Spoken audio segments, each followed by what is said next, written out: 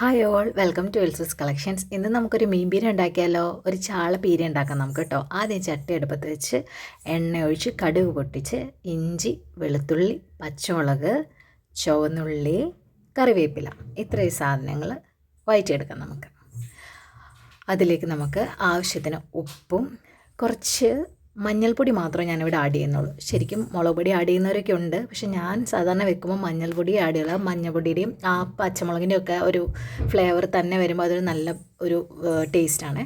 ഇനി അതിലേക്ക് ഞാനൊരു 1/2 kg ചാള വൃത്തിയാക്കി വെച്ചിരുന്ന് ആഡ് ചെയ്ത് കൊടുത്തിട്ടുണ്ട്. നന്നായിട്ട് ഇളക്കിയിട്ട് കുറച്ച് വെള്ളവും കൂടി ഒഴിച്ചിട്ട് അത് അടച്ചു വെച്ചൊരു 6 to 7 minutes അത് മീഡിയം ഫ്ലെയിമിൽ കുക്കായി വരട്ടെ കേട്ടോ. ഇത് 6-7 മിനിറ്റ് കഴിഞ്ഞ് ഓപ്പൺ ചെയ്യുമ്പോൾ ഇങ്ങനെയുണ്ട്.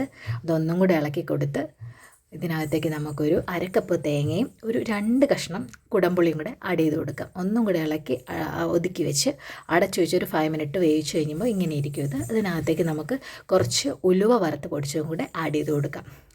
നമ്മുടെ കറി റെഡി ആയിട്ടുണ്ട്. ട്രൈ നോക്കണം. Thank you for watching. Bye bye.